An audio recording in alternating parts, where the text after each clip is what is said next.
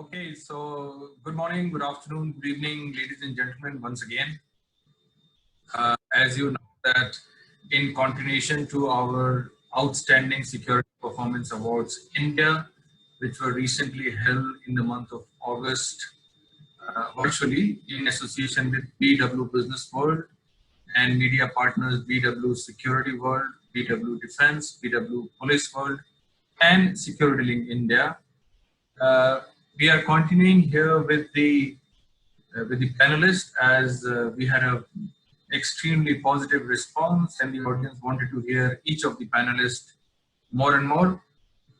So we thought to have a one-on-one discussion with most of the panelists, those who could spare some time and further keen to share their knowledge and thoughts. So in the series we have today Ms. Rekha Gairola, who is the Regional Security Advisor India and South Asia for Boeing.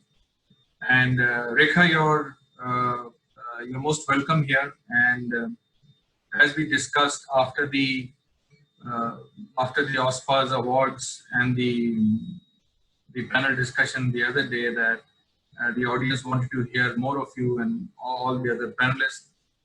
Keeping that in mind, I think we will start from where we left the other day. The topic of the discussion that we had the other day was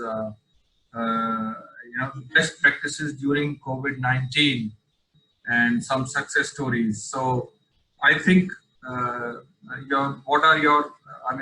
welcome your opening remarks on the theme that we had the other day, and then we'll move on from there. Rekha.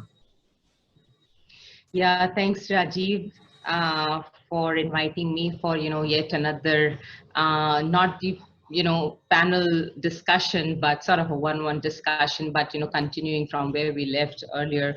I think it's a very relevant topic, and like I was mentioning earlier, we probably will not be able to cover it in just an hour or 2 hours. So we really need people and experts who can share their views. You will have different viewpoints from different industries, their own success stories, and once you kind of hear to all of them all, then you kind of get a crux of where we are right now, right? And we all understand and realize that there's a lot that is required in terms of understanding the situation even now, and an action plan for ensuring that we are on the right track when it comes to dealing with this crisis or pandemic, so to say. So a very good topic, very relevant, and thank you again.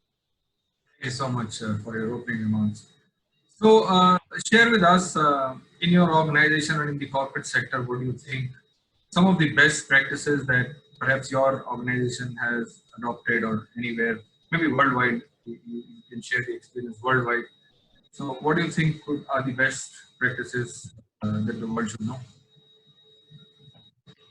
So as best practices, Rajiv, I think like what I was mentioning earlier, when we all were trying to first understand the issue, right? And then, we all in our own space realize that, okay, fine, here's the problem. The immediate requirement was to actually define this pandemic as a risk. So, and what kind of risk, were associated with our businesses. So, as I won't say best practices, I would say, the understanding of this pandemic by different organizations and industries and experts, over the period of last 5 to 6 months. So the first requirement was to understand what's going on and what kind of impact it's going to have on our business. And for that, I think most of the organizations realize that it's the time to bring in people together. For example, earlier when we used to talk about crisis management, there were different groups kind of working, not in silos, but again, management was busy in kind of, thinking about earning so to say, business. And there was this separate team which was more focused on BCPs and CMWGs. I think this was the first time when the senior management, along with the functions, came together the same platform to understand how this risk is going to impact one and all, from business to health of an employee. So one was that, bringing into that containment zone, like what our government did, right?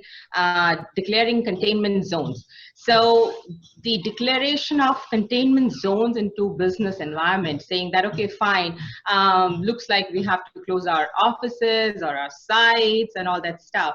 And then to plan what would be the next step forward. So a very systematic approach wherein you first realize that we need to have right people, and if that means that you probably will have to include, let's say, facility guy. Simple example, facility manager. Why not? Because it is eventually your facility which is going to get impacted. So your facility manager should be there when you're talking about crisis. Or for example, the senior management, right? Business. So this was the first time when senior management and people who were managing facility came together, deciding on whether or not you really need to open a particular site. So a proper, very structured approach to understand critical business, and another team at the same point in time parallelly understanding what is the government saying, what are the government regulations and requirements, because like I said, this pandemic did not just impact business, it also impacted lives of people. So when we talk about lives of people, government obviously have their say. So on one hand, to understand the regulations, the requirement, on one other hand, to ensure that we have understood it well and we are ready to implement it without impacting the lives of individual. Yes, business impact definitely will be there, but to what extent? So yet another team. So it was kind of a big teamwork, collaborative teamwork, but without leaving single stakeholder, no matter where that person was there on that hierarchy, right? That chart, that org chart. And then, so that was the containment zone. And then we talk about, now after 5-6 months, we're talking about how to sustain this. Right now, we're done with the containment zones, and we're talking about this new norms, right? So the sustainment of the way we are kind of, doing our business, and again, and how to kind of take it forward. I think at some point in time, we will be talking about the adaptability feature of it. Now that we have sustained it, we need to be able to adapt that new norm, right? So best practices, yes, but I think the involvement of right people, and like I said, all the stakeholders, irrespective of where they actually sit there on the chart, and do a collective work, communicate to employees, and then at the same time assess the risk.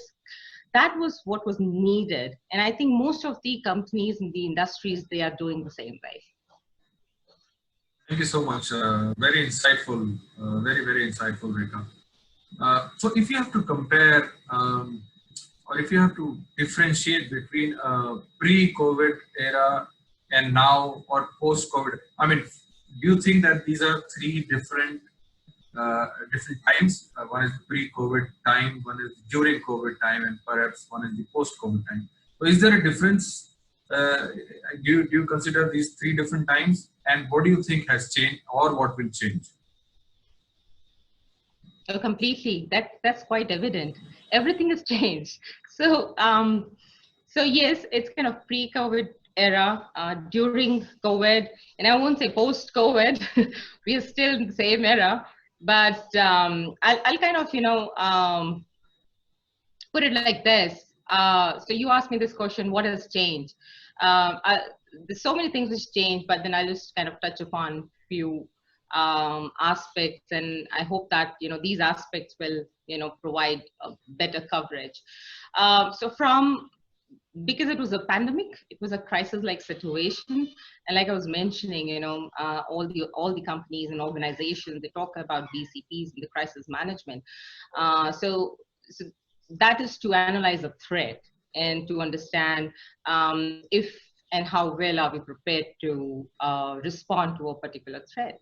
I think with COVID, the definition of threat has completely changed, So the way we used to look at the threat under BCP modules, having those annual mock drills to kind of, define how we're going to cater with or how we're going to deal with man-made and natural disasters. And then there were 3-4 scenarios, let's say earthquake, floods, and the natural disasters, and let's say protests and terrorism under, sorry, that was natural and man-made disaster. Now it has changed. It's a new threat, like bio. I mean, we can say that. I mean, that's kind of another topic for discussion, whether it was a man-made or it was natural. So I'll not go into that right now. But it will become too controversial here. it will. So without any controversy. But then this was a new threat, right? So what has changed? The way we used to look at threat has completely changed. It has kind of changed everything. So now we are still alive, so we're still hopeful, right? So like I said, that, let's not go into that. So what was considered as an ideal way of operating, in an office kind of a scenario to perform so that you can grow your business is kind of, taken that a complete 180-degree turn, I would say, right? Now it's not about just the business, but it is also about mental, physical health and safety of employees. That has become the prime concern now. So I think that has completely changed. If you talk about, if you talk to any of the leaders today, they will talk about safety. They'll say safety first. I want my employee to kind of, to be safe. But it is not just there in the corporate, like, for example, schools and colleges, right? There also kids are actually into this online teaching. Now just imagine that there were times when we used to discipline kids when it comes to number of hours or screen time hours, and how to ensure that they do not spend much time on gadgets and mobile. Can you do that now? You just cannot do that now, because that has become a necessity, right? So without touching on the daily life thing, I would just like to restrict myself into this corporate and business environment. So that the way we used to look at threat has, like I said, completely changed. Now it has kind of also the perception of, okay, fine, this is the infrastructure and we need to kind of we need to have a proper office kind of setup. That has also changed. People or employees, now companies, they're talking about how well they can ensure that employees can work from home, right? So that another ideal scenario of having a proper table and chair and office kind of setup, a nice glass facade walls and all that stuff, that's something that that people have started challenging their own new, not the new, but the earlier setups. So I think, and it is going to go long, right? They are not going to just stick with it. The way we used to look at the whole corporate world, and it is not just impacting security business for that matter. I think it is impacting all other industries also. So that has changed. The pecking order, I would say, of all these functions has also changed, right? It is not just about the business and functions and the support function. No, I think it's just one team. The business is now associated with the risk. So you will see now, in that boardroom, security or the CSO actually sharing the same table and discussing about that. If you are actually talking about this business, I see a risk here. So I think the way we are operating in terms of business or, on profit, the way you used to look at it is also changed. It is no more just business. It is also about what if, that risk management thing has kind of taken over, over all other topics. So that has also changed. The way we used to look at business has also changed. And then, like I said, so many other things which has changed. But these two things is going to actually challenge the way we used to do business. And if we think that, it's going to end here, I don't think that's going to end here. If we become comfortable with this new norm, that will also become a challenge after some point in time. So I think the current need is that accept that, we experienced something like this. That sustainability thing is very important. And when I say adaptability, with adaptability, I would not say that we should become comfortable with that new norm. The moment we become comfortable with new norm, something else will come over. So that has also changed. That, okay, fine. If you think that, you're fine with it, start challenging that new norm. So I think as soon as we, think we start becoming normal and start adapting this new change, we should immediately start challenging that. There's a requirement now, I think, and everybody's realizing it. So. Yeah, well said. Um, so what you said, meaning the security was always a dynamic function. Now it has gone much beyond what it used to be. There are two things that I would like you to throw. One is that you said the CSO is now a welcome guest in the boardroom. So what is the management that is expecting from a CSO? What is it that management now wants CSO to do beyond security? We have had earlier discussions that this security has gone much beyond security. So what is the management of corporates is expecting from a CSO now to perform? And to prepare for that, what do you think the CSOs should do? What kind of skill sets? Would this create more interest in the younger generation to take up security as a profession? Or they would be willing to take up security in the corporate? So what are your thoughts on that, Rekha? Yeah, so another very interesting question, Rajiv, because I tell you what, so yes, the importance of security and CSO is kind of, it's kind of significant now. Okay. On one hand, I think it's very important for the corporate and senior management to understand and realize that, they do not have a magic wand that, they'll just kind of, turn and everything will become normal. But then they definitely are looked upon as, that kavaiya thing, nauka nikali, or so that has changed. So this is something which is very welcoming. I'm not saying it because I'm from security background, but the risk appetite of a particular business or industry needs to be understood by the senior management. Unless and until you understand and define your risk, and then have the right person who can actually help you identify the risk, and then check with you what is your appetite to kind of take this risk, you won't be able to plan on how you're going to mitigate the risk. So including CSOs or the security into that boardroom, what corporate and the boards have done is that they have actually opened or rather ensured that now they are covered from all the sides. Now you're talking about what kind of skill set. So skill set is, so we need to understand this, that security from the very beginning, it was always looked upon to ensure that their people and their property and their perimeter is kind of protected. But with this pandemic, and not just with this pandemic, now we look after the geopolitical risk, and we are seeing that cyber risk and cyber threats also kind of playing very vital role here. So perimeter is boundless. You just cannot affix a boundary for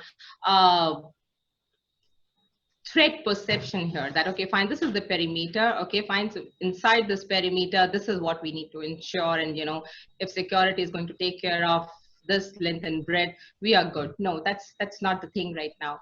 So when we talk about skill set, I think the most important thing is to have right people in that security group. And security, again, is a vast subject. It's not just limited to gun, guards, and gates. We're talking about IT security. We're talking about cyber threats. We're talking about, risk management, geopolitical risk. BCP itself is a different vertical altogether, and I think in current times we are paying more attention to how we're going to work or manage a crisis-like situation. So that's another vertical. When you say that, what kind of skill set one should have, and if at all youngsters and young generation is actually is showing their interest into joining security, and if at all they should, I would say, why not? This is the time. This is, we are actually, security would actually require young minds and young people to kind of join this particular profile, so that, like I said, that new norm needs to be challenged. We really do not know what's there for us after 5 years, right? So 5 years down the line, we probably will be discussing some other kind of security threat. And at the same time, we need to have a right mix of experience and young and bright minds who can club together basis experience, and with this new technology, and I would say this new generation, they have an amazing thinking capabilities and powers. I'm telling you, what we think could be is not going to happen. It's kind of impossible. We have never seen, never heard something like this.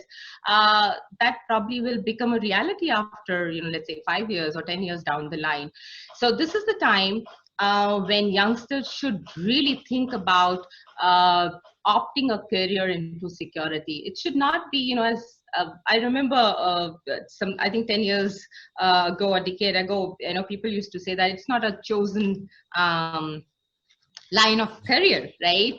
But then when you look at security today, and I'm sure many of us will kind of agree with me, companies are asking for people who have experience in security, who can actually provide them that assessment, analyze data, and suggest what is that they should do so that the business can sustain. So I think it's really good opportunity. Sad that we are going through this pandemic thing, but with this risk, there is an opportunity here as well for all of us, all for the companies, how they look at the risk scenarios, for youngsters to see security as a career option for them, where they can actually explore and do a lot, and then it will be appreciated. Yeah, so you're right. I think the security has a bright future, and it's a very good career option for the youngsters to be who want to make into this industry. Having said that, tell us one success story that your organization, which you can share at this platform, that during this pandemic, one success story which is out of the box thinking, and how successfully you did. Just one story, please. So how are we going to define success here, right? Success for different people will have different understanding and different definition. So I'll go by my definition of success. To me, success is in current scenarios is to ensuring that we have not put anybody's life into danger, and ensure that we are actually, one, following the guidelines, second, ensuring that critical business are up and running, third, ensuring that people who are working in these sites should not get impacted or infected of COVID-19, and third, if we have any people who are infected by COVID-19, we provide them all sort of support in terms of logistics, or if they need any help. And then fourth, as soon as government declared the relaxation, and when we're trying to kind of working on how we can bring people back to offices with all the domestic air travel relaxation, if someone really needs to travel, how we ensure that whilst they're traveling, they are not impacting themselves health-wise. So for me, that will be success. I know it's a kind of a pretty long definition of success, but I think it No, just cannot. It just cannot be fragmented, saying that okay, fine, for me, shutting office is success, right? So for this, like I said, there was a requirement to have all the stakeholders together, understand where we are, and at the same time, what is our risk appetite? Can we close business? Can we shut our shops? Okay, if we cannot, then what is that that would be required to run our shop? And is it going to impact employees? So that kind of assessment was required. We did that, and then at the same time understanding, because from the very beginning there were very clear instructions from the government. So other than critical services, to understand what falls under critical services, for manufacturing there were different relaxations, and for other industries there were different relaxations. So there were certain relaxations with terms and conditions, so to ensure that if employees, let's say for example, if 10 or 15 employees need to go to a particular office, what kind of e-passes they would be needing, who will be providing those e-passes, and who all are actually going to these offices. So a proper tracker which would talk about, I mean, it was tedious. It is tedious. I'm sure most of the companies are doing it, wherein they are ensuring that, they have a proper record of employees who need to go to office, are monitored, right? So that's one. So wherever you can work from home, you're working from home, and the right kind of infrastructure to be provided to these people. Few may not have laptops, so you actually have to look into that aspect as well, that these many employers probably need laptop support or other stuff. So how are you going to channelize that, right? So that was one thing. Like I said, your risk appetite and how much risk can you take, and then to reduce or to eradicate that risk, what are the best available options? And I think at this point in time, I think we all are now talking about if or how we can get employees back to offices.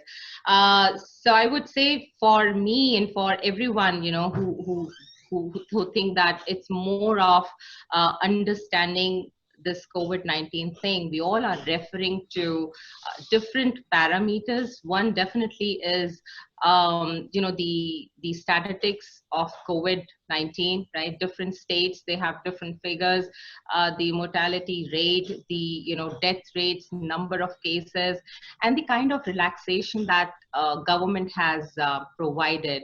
A good mix of both, because there are different elements which kind of come into play. Domestic flights are open, international flights we kind of still trying to understand if we really need to open it. One is that when government says that there's a relaxation, I think the best would be security or risk managers. They should understand, they should be able to read that data, to really recommend their management whether or not they should be open for employees. So like I said, that for me safety would be that, yes, if government has provided relaxation, how well can I use those relaxations to ensure that it goes to the employee without impacting his health. At the same time, business should also not get hampered, because government is saying now it's open. So there would be an expectation that when now it's open, so what is that we can do to ensure that it is open? So for me, not yes. having any major incident is definitely is a success. So we managed to kind of do that so far. That's good. Thank you so much. Thank you so much for the elaborated answer. But what I hear as a bottom line is that you ensured employee safety and you did it successfully. That's correct. All right. So I do not know if I should ask this question here or not. Um, is employee safety has become a concern, because if you get a positive case in your organization, it's a bad name for the organization? Is that a thought process of the management, that employee should be safe? My organization name should not come on the newspaper. We heard a couple of organizations saying 8 employees, 9 employees, 10, 20 employees. Is that is this very briefly, and then I will come to the last question. Very briefly on this, please. Yeah, sure. Very interesting one. So I think it's important to realize that an employee is an individual, right? You just cannot, block your employee. If your employee is within, that safe perimeter, you definitely can take that guarantee of your employee. But when you're saying that you are giving your employee that opportunity, and that pandemic is not restricted to, to your office, it's kind of everywhere. So so I think you would find people who really think that, if their employees kind of get infected, it probably will, bring in bad name to the company. I look at it otherwise. I see it as employee is an individual on its own. The company should ensure that they are taking all the measures, precautions to ensure that when they come to office, they should not get impacted, infected there. And they should only allow employees who are not infected. So what kind of mechanism, what kind of process you have put in place, that really matters. Outside, that secure perimeter, whatever this guy does, whatever this person does, I think that's his or her, on their individual capacity. So it's not that that's going to bring in bad name for the company, but different companies think different ways. So. Yeah, thank you. I hear you. So before we end, Rekha, one sentence each, 3 points that you want to share with the audience. Just one sentence each on 3 points. Sorry, for where do I? Sorry, I didn't get your question. Going forward, 3 things that you want the audience, that you want to be followed. Just 3 things. All right. One is safety. That's, if like we say, jaan hai to jahan hai. So if you are safe, you can actually do wonders. Second thing is keep challenging the new norm. If you become comfortable with the new norm, there are chances that after some time, it will be difficult for you to come out of, that situation, if that situation becomes problem, if at all. And third would be very open-minded, right? Be ready to adapt to the new change. If you are not ready, or if you are not open to adapt to new change, then again, it's going to be very difficult. So that's what I think. Thank you so much, Rekha. Thank you so much for your time, and thank you so much for your insightful thoughts. I go back quite learned and quite more knowledgeable with your thoughts here. And for our viewers, ladies and gentlemen, the Outstanding Security Performance Awards has always been keen to share knowledge, information, and in India, our objective is also that the Indian security industry comes on a global platform, and we hear people like Rekha more often and with more insights. So with that, thank you so much, Rekha, once again for your time, and we look forward to have more of you whenever we get an opportunity. Thank you so much.